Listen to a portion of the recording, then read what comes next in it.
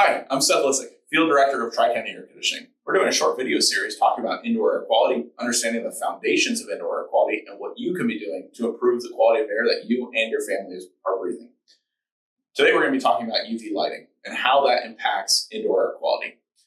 When we talk about UV lights and what they're trying to do is they're trying to create an unnatural environment for microbial growth to build up in the air conditioning system, more specifically the air handler.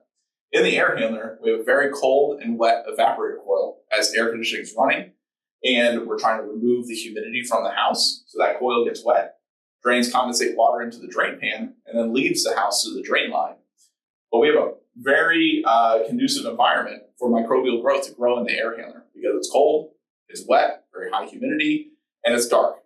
And anything that's not caught by the filter is food for that microbial growth to grow. So regular maintenance is going to help reduce microbial growth, but it's not going to prevent it. It'll help clean it each time, whether you have maintenance every 6 months or every year. But what we want to accomplish in the foundations of indoor air quality and trying to do the best for our house and the air that we breathe is to create an unnatural environment inside of the air handler so that way microbial growth doesn't have the ability to grow or very minimal amount. So we talk about UV lighting. There's a UV light looks very similar to this. This is a UV light with a 12-inch bulb on it, and this bulb will have a lifespan of 1 to 2 years, depending on the bulb that's purchased, and that bulb needs to be changed out regularly so that way it has the potency to kill the microbial growth or prevent the microbial growth from growing.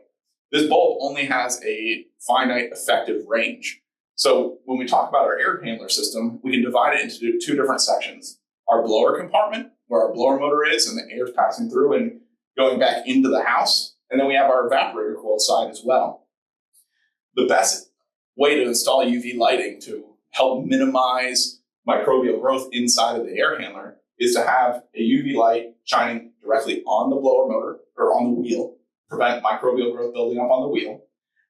And that will shine all through this part of the cabinet. But what it won't do is penetrate through the evaporator coil. That evaporator coil has a lot of fins on it that are very close together, and it's not going to allow that UV light to shine through. So what we recommend is having 2 UV lights, one on the blower, like we just discussed, and then the second one on the delta or the return side of your A coil. That's going to shine effectively inside of the evaporator coil and prevent or minimize how much microbial growth is going to grow on the return side of the evaporator coil. Now we talk about air coming through the system. It's coming in through the return, passing through the evaporator coil, getting sucked into the blower, and then coming back into the house. So any microbial growth inside of this air handler is certainly going to have an effect of the air that we breathe.